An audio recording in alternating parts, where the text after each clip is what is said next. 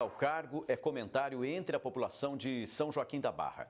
O parlamentar investigado por diversas irregularidades cometidas em 2010 tomou essa atitude momentos antes da sessão de julgamento, em que ele possivelmente teria o cargo cassado. É o povo quem escolhe os vereadores que ocupam cada uma das 11 cadeiras na Câmara de São Joaquim da Barra. E os assuntos se espalham, são noticiados e chegam ao conhecimento do eleitor, que se surpreende e passa a avaliar o político de forma diferente quando é apontado em atitudes ilícitas. Eu acho uma desvalorização, com a população, que teria que ter gente mais honesta para ocupar esses cargos, assim. É complicado, é o que a gente mais vive, né? Foi o que aconteceu com o parlamentar Eduardo Malheiro, conhecido como Dudu Fortes. Ele é acusado de improbidade administrativa e outras ações em que ele se aproveitava do cargo político para obter vantagens e até mesmo dinheiro. Nas pastas que compõem o material de investigação, diversas notas como esta. Refeições pagas pelo vereador em restaurantes e que custaram mais de R$ 400 da verba pública. Isso aconteceu em 2010. No ano em que ele ocupava o cargo de presidente na Câmara. E o vereador, que é alvo da Justiça e também de comissão processante por diversas irregularidades cometidas, renunciou ao cargo durante a tarde. À noite, seria a sessão da Câmara em que ele corria o risco de ter o mandato cassado. Segundo o atual presidente, o Dudu teria solicitado um mandado de segurança, tentando impedir a realização dessa sessão de julgamento. Com a solicitação negada, o pedido de renúncia veio em seguida.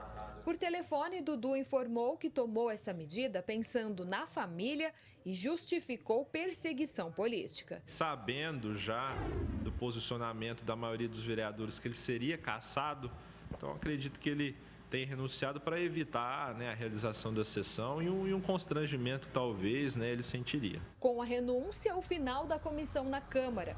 Mas apesar desse arquivamento, o agora ex-vereador não é poupado de responder na Justiça. Entre as penas, não poder se candidatar a cargos públicos durante os próximos 8 anos. Ele não poderá ocupar cargo público ou cargo comissionado, fica com restrições na vida pública, de ter participação com a administração pública, fica inelegível por 8 anos após o término dessa legislatura. Já quase não há espaço para se tentar amenizar uma eventual pena. A lei da ficha limpa hoje quase soterrou essa possibilidade. E a comunidade fica de olho. É criteriosa na escolha do candidato em uma próxima eleição em que ele puder disputar. Votar para ladrão? Ué, aí eu sou ladrão também, né?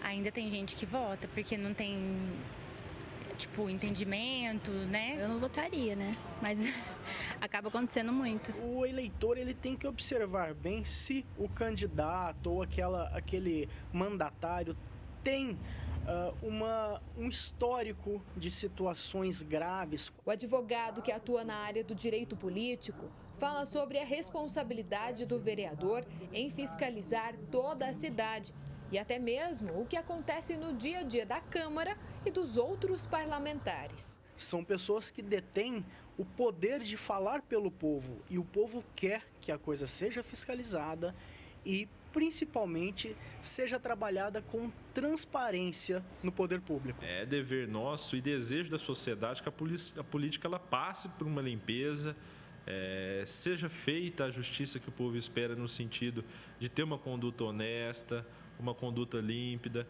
Thaís Montoani, de São Joaquim da Barra, para o Jornal da Clube. Ela esteve lá em São Joaquim e agora está ao vivo com mais informações. Thaís? Pussy, o que eu senti lá conversando com a população foi que eles realmente não aceitaram a corrupção na Câmara dos Vereadores. E para falar mais sobre esse assunto, eu converso agora com o Marcelo Bufa, que é sociólogo.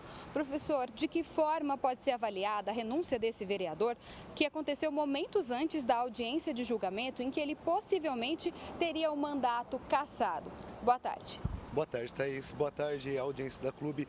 Bom, o vereador ele fez um cálculo racional, né? Ao ponto que ele acaba renunciando, ele não vai ser responsabilizado. Então, a princípio, pelos atos dele mediante o Poder Legislativo, mas possivelmente, a posteriori, a Justiça vai vir atrás dele, né? E os eleitores que vão ter que julgar se isso foi uma ação dele considerada moral ou não, mas está dentro dos direitos dele.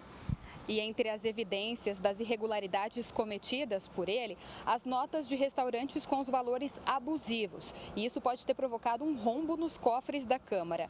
É possível que o então presidente não acreditasse no trabalho da Justiça e do Tribunal de Contas agindo dessa forma?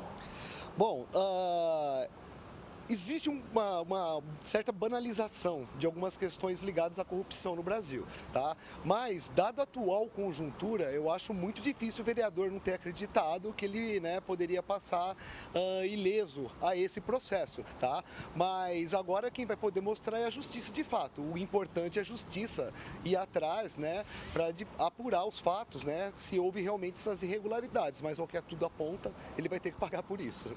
E a população, os eleitores mesmo de São Joaquim da Barra, devem acompanhar de perto situações como essa? Ah, sim, claro, né? Acompanhar de perto e tomar muito cuidado com os canais que eles vão procurar para saber informações sobre isso. Com essa confusão de informações que nós temos hoje, muitas vezes as pessoas acabam acreditando que são fake news, né? Mas então é interessante a população ir atrás de canais de comunicação que possam de fato acompanhar uma situação para que eles não sejam ludibriados, iludidos, né? Para que na hora de um processo eleitoral possam fazer uma boa escolha. E o que aconteceu lá na Câmara de São Joaquim da Barra deve servir de exemplo para moldar o comportamento desses vereadores que estão lá atualmente e também para as casas de leis de todas as outras cidades? Ah, creio que sim, né? O Brasil tem mais de 5 mil municípios e isso aconteceu aqui, né, no estado de São Paulo. Imagina como deve ser nos outros municípios do Brasil. Então, portanto, é muito importante mesmo que eles acabem apurando essa situação.